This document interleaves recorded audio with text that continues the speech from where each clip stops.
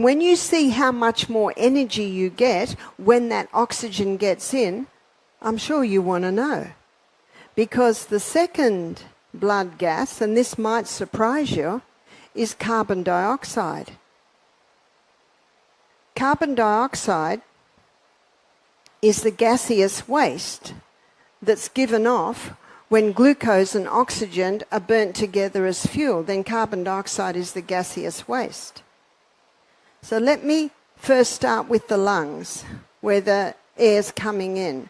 And that's the trachea. It's split, and then it comes to all these little bronchioles. On the end of the bronchioles, there's a little bunch of grapes. Looks like a bunch of grapes. And that's where the gaseous exchange takes place. Now, there is a way to help yourself become a nose breather, and that's tape up your mouth. Now, you don't have to tape it up like this. And the idea is you just put a little bit of tape under the nose to the chin. And you do that for 1 hour a day for a week, and then you can sleep with it overnight. Yes, snoring and sleep apnea would almost be a thing of the past if these simple things were done.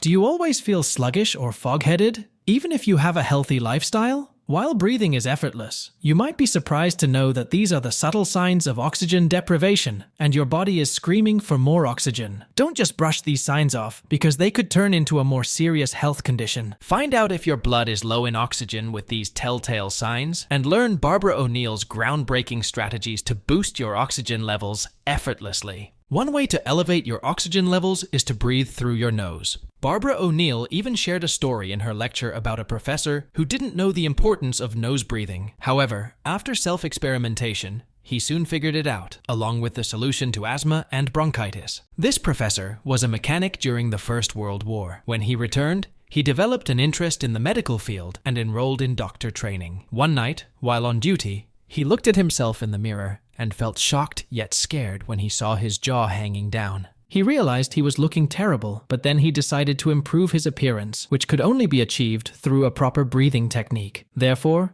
he began breathing from his nose instead of his mouth. By that time, he had realized that nose breathing was important, as he could see it through his improved appearance. But then, he also came across one more surprising discovery: the importance of carbon dioxide in breathing. It happened when he treated a man with asthma. It turned out that nose breathing alongside a part of carbon dioxide is vital for proper oxygen intake. At the time, he also came forward with a unique breathing method that changed the lives of asthmatic patients. He was none other than the great Professor Buteyko. We'll look into this method and the importance of carbon dioxide later in the video. Let's first get back to those 6 signs. Besides these signs, you can also diagnose your blood oxygen levels through arterial blood gas tests. This can easily tell how well a person's body is handing out oxygen from the lungs to body cells. If someone's blood oxygen levels decrease below 60 mmHg, their body's vital organs may not receive the fair share of oxygen. This condition is known as hypoxemia. It can result in several symptoms, such as shortness of breath,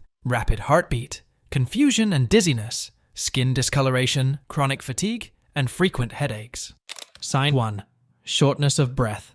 Beginning with the first sign, shortness of breath. This sign usually makes you feel like you aren't getting enough air into your lungs, while sometimes it's common to feel like running out of oxygen, especially during exercise or running. Shortness of breath may have a bigger connected health issue. Let's first understand why our body requires oxygen to function and release energy from Barbara O'Neill's perspective. When glucose from our diet enters the 20-step process known as the glycolytic pathway, it makes 2 units of energy and produces pyruvate, a chemical form of glucose. This pyruvate then gets into mitochondria, the powerhouse of the cell, giving rise to an 8-step pathway called the Krebs cycle. The main difference between these 2 cycles or pathways is oxygen. The 20-step glycolytic pathway is anaerobic, which means it doesn't need oxygen and instead uses fermentation to produce energy. However, the 8-step Krebs cycle does need the help of oxygen to produce energy. Moreover, this 8-step aerobic pathway is more important in terms of energy release compared to the 20-step pathway because it makes 36 units of energy, while the latter produces only 2. It's the glycolytic pathway. The end result of the 20-step pathway is a chemical form of glucose called pyruvate. And pyruvate, as the chemical form of glucose, gets fed into the powerhouse called the powerhouse because this 8-step pathway delivers to us 36 units of energy. This is the mitochondria, and inside that little pathway's called the Krebs cycle because of a Sir Ernest Krebs that first discovered it. Our body has around 100 trillion cells, with each cell containing hundreds of mitochondria, specifically in the muscles. This tells us that energy production in an oxygen-saturated body is more efficient than in a body with lower oxygen. When every single cell in the body has enough oxygen to be giving that much energy, and we have 100 trillion cells in our body. Oxygen is vital for healing and keeping up the energy levels in the body. How do you ensure the maximum levels of oxygen in the body? The easiest and most effective way is through exercise. Regardless of the type of exercise, you can enhance your chances of getting more oxygen through it. However, for shortness of breath, you should give deep breathing exercises a try to improve your lung capacity. Deep breathing exercises are vital for better lung function, especially for people who don't have the same lung function anymore. Practicing breathing through abdominal muscles rather than just the chest can help you take in more oxygen. To oxygenate the body is exercise.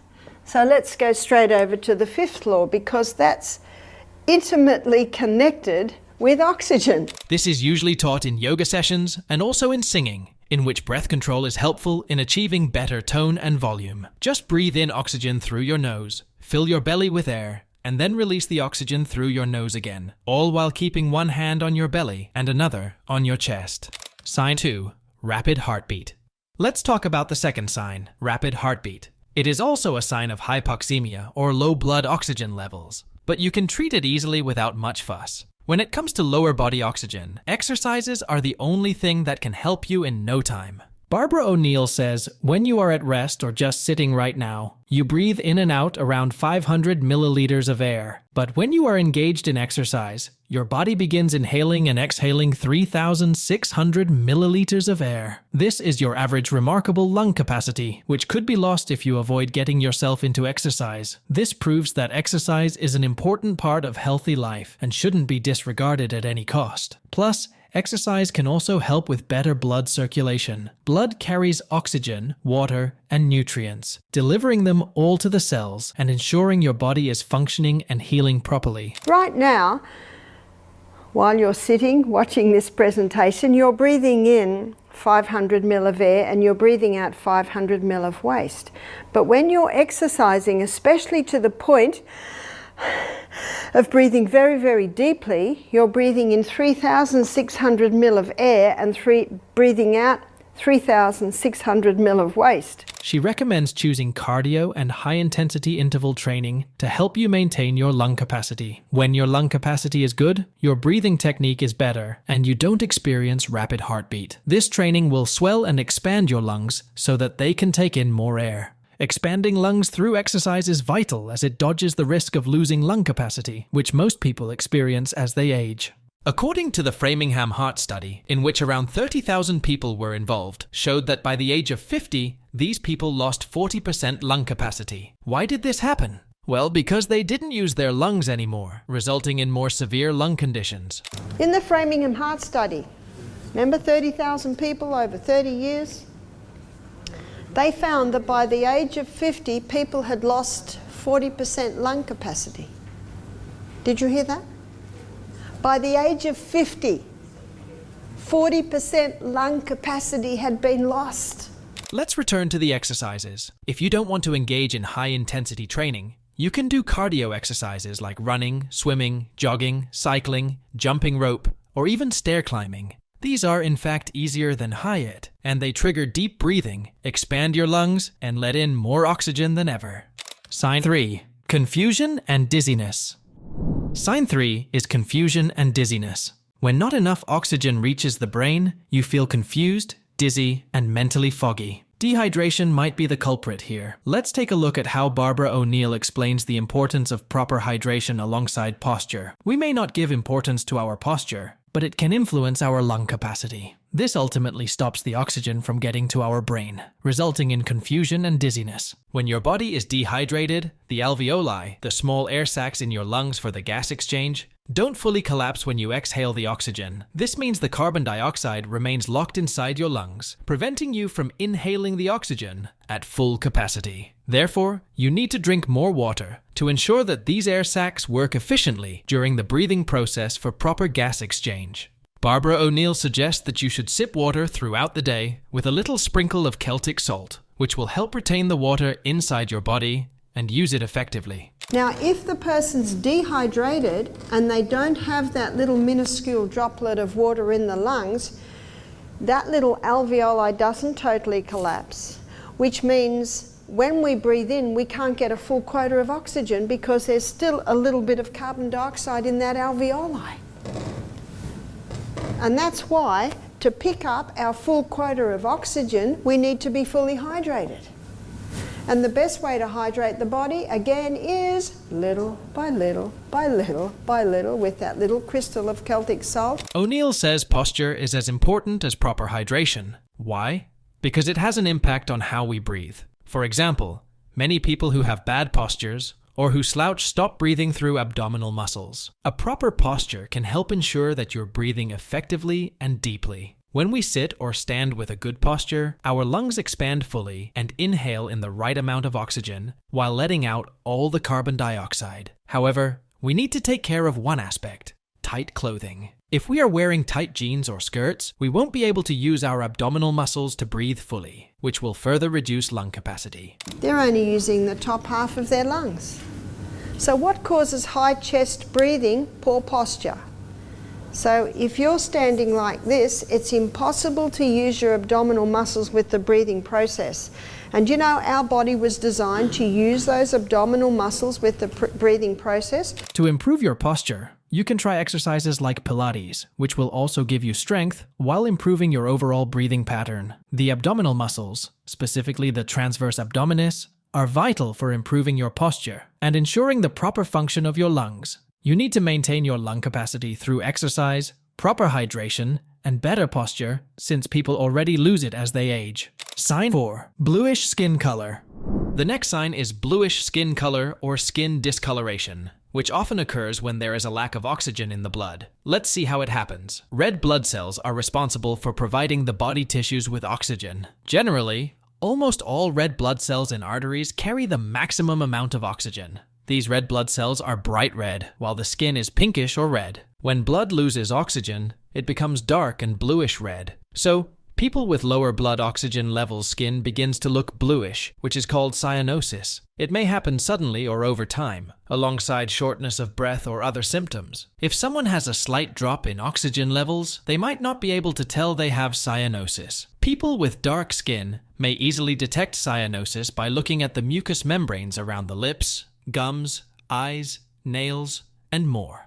Along with this sign, you may also experience chest pain, drowsiness, confusion, difficulty in speaking, or even coughing up dark mucus. These signs usually are more serious ones. If you find them in yourself or anyone around you, then you should seek immediate medical attention by calling the emergency number. Sign 5. Chronic fatigue. Sign number 5 is chronic fatigue or chronic fatigue syndrome. According to Barbara O'Neill, chronic fatigue usually happens when your body and blood don't get enough oxygen. Alongside fatigue, you may also experience symptoms like disturbed sleeping patterns, headaches, muscle or joint pain, brain fog, dizziness, nausea, bloating, and a lot more. It's called chronic fatigue syndrome. Do you know, chronic fatigue syndrome has one cause. You know what that cause is? Lack of oxygen. Now, there could be 100 causes for the lack of oxygen, but that's the cause of chronic fatigue syndrome. You can manage this sign by sleeping in a well-ventilated bedroom and making healthy diet plans. An unhealthy diet can also trigger this condition, especially when you consume foods you are allergic to without your knowledge. If your room has closed windows, ensure to keep them open, use air filters, and keep the fans turned on so your room can have better ventilation for you to sleep. Coming to diet, which isn't just about having fruits and vegetables, but a proper way to tackle your condition. Yes, you will ensure more oxygen's going in when you sleep with your windows open, when you have a bedroom. You see, we spend a third of our life in that room, so it's absolutely vital that you ensure that you've got fresh air in that bedroom. Begin with keeping your blood sugar balanced through your diet. As we have already discussed earlier, the 20 and 8-step pathways, which release energy and require glucose, we need to reconsider how much sugar we are forcing into our bodies. Excessive glucose or sugar might result in mitochondrial dysfunction. For regulated blood sugar, we need to cut out and add some foods to our diet, like increasing protein intake, reducing intake of processed or refined sugar or high glycemic foods, and increasing the intake of oily fish like salmon. You can go for a healthier alternative instead, palm sugar, if you want to satisfy your sweet cravings. Moving forward, we need to cut down on some common food sensitivities like gluten. It is found to be harmful to your small intestine besides other complexities. When you remove it from your diet, you reduce the chances of getting any food sensitivities or intolerances. You also need to get rid of dairy products like cow milk, as it is a common allergen and can play a part in the development of these signs. Refined wheat is another food item that harms your respiratory health. Barbara O'Neill says it can trigger mucus production, ultimately harming your respiratory health and breathing. The 5 main allergen foods are dairy, and that's one of the first symptoms of an intolerance to dairy is excess mucus in the respiratory organs. Also, the hybridized wheat, we've discussed that a couple of times. The hybridization of the wheat in the 1950s produced structures in that wheat that are not known in nature. Lastly, you need to be consistent with your vitamins and minerals, such as vitamins B, C, and D, zinc, selenium, omega-3, and omega-6. These supplements will help you overcome chronic fatigue and other symptoms by giving you enough energy boost to fight them. Sign 6. Frequent headaches. The last sign is frequent headaches. Low blood oxygen levels and high blood carbon dioxide levels can result in frequent and chronic headaches, often when blood circulation is disturbed. These headaches can happen for many reasons, such as traveling to high altitudes, traveling by airplane, diving into the deep sea, or even having sleep apnea. Each type of headache arises differently due to differences in oxygen deprivation and pressures. Altitude headaches caused by mountain climbing generally happen all over the head and are mild. These can be treated by exercise. However, airplane headaches occur in the front half part of your head and are intense. The headaches happening by diving come with the symptoms of excessiveness of carbon dioxide, like confusion, dizziness, difficulty breathing, lightheadedness, and flushed cheeks. Besides, it can be sleep apnea as well. Sleep apnea is a sleep disorder condition in which headaches happen when you wake up in the morning. In this condition, you feel tired even when you have a full night's sleep, and you snore a lot. Barbara O'Neill recommends changing your sleep position. For example, when you sleep, try to be in an elevated position and on your side to avoid developing morning headaches, or use a remedy. Because the use of natural remedies requires an amount of care and effort that many are not prepared to give. It takes a lot of physical effort and time to do the natural remedies. So if someone has a headache, what we always do at our retreats, we give them a hot foot bath. See, when you put your feet in hot water, it draws excess blood down to the feet. And when someone's got a headache, there's often congested blood in the head. So just the very act of putting feet in hot water brings the blood down to that area. So what we do is we tend them every 5 minutes. We put a little bit more hot in. We put cold on their head. Do they need a little bit of a neck massage to release the tension there? Maybe that's contributing to it. Whereas what would most people do? They would just take a painkiller. Asthma and carbon dioxide. So, Professor Buteyko uncovered the importance of carbon dioxide during the breathing process through self-experimentation. He came to know that it is vital in the absorption and uptake of oxygen. We need a similar amount of CO2 to get the same amount of oxygen in return. For instance, 4 molecules of carbon dioxide will get us 4 molecules of oxygen. This means if we have a good amount of CO2 in our lungs, we'll be able to take in more oxygen. Professor Buteyko also mentioned that this relationship between these two gases is important when it comes to the body's energy production, because oxygenated cells can produce 18 times more energy than cells with no oxygen. The wonders of carbon dioxide. Carbon dioxide, as I mentioned in an earlier talk, and we talked about it a bit yesterday, you need carbon dioxide to get oxygen.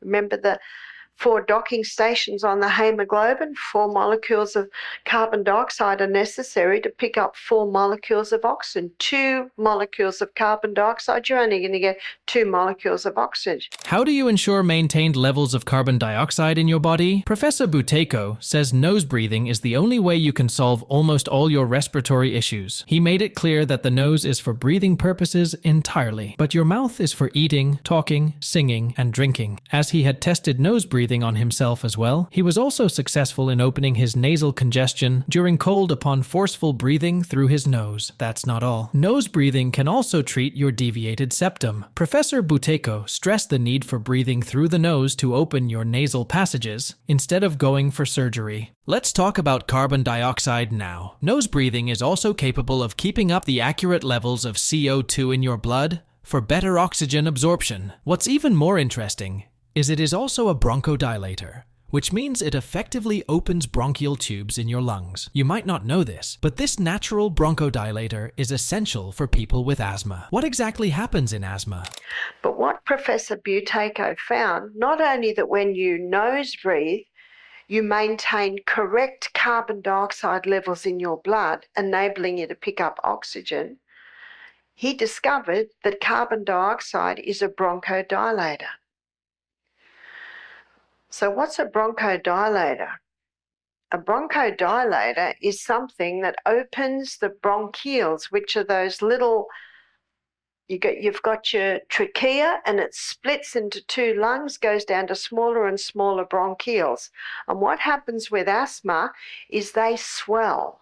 So it's very hard for air to go in and out when someone is in an asthma attack. During an asthma attack, the bronchial tubes in the lungs are inflamed and swelled to the point where breathing becomes impossible. To treat this, doctors prescribe bronchodilators like Ventolin, or, in severe cases, steroid-based puffers like cortisone. However, Professor Buteyko has come forward with his way of dealing with asthma. He says holding your breath for a brief time can work as a natural bronchodilator. His breathing technique has aided many individuals struggling with asthma and other breathing problems. Professor Buteyko passed away a few years back, but his breathing method is still working, helping many effectively. Even some hospitals give patients classes on his technique with a focus on breathing slowly and deeply through the nose. So what exactly is Buteyko's breathing method? He suggests that you hold your breath for about 5 seconds during both inhalation and exhalation, while letting a small amount of air out and in. This way, the carbon dioxide in the blood will be retained, the muscles around the bronchi will be relaxed and opened, and the person will be able to breathe easily. It might appear ridiculous to tell a person facing an asthma attack to hold their breath and relax, but this method will truly raise the CO2 levels, a natural bronchodilator in their blood. Hospitals used to give classes, maybe 4 times a year. You go to a class and you might go for a week where they show you the Buteyko method of breathing. Yes, usually we should breathe long, slow and deep, always through the nose, but he shows that when someone's having an asthma attack, if they hold their breath, it'd be like 5 seconds in, hold for 5. 5 seconds out, but only let little bits out because you want to hold your carbon dioxide. Asthma attacks can also trigger anxiety and panic attacks when the person thinks they are running out of oxygen. He says deep breathing will calm and relax their muscles and mind while improving their breathing process. That's it for today's video. Did you ever realize that these signs were your body asking for more oxygen? How did you like the Buteyko method? Comment down your thoughts below. If you liked watching this video, give it a thumbs up and subscribe to our channel for similar content.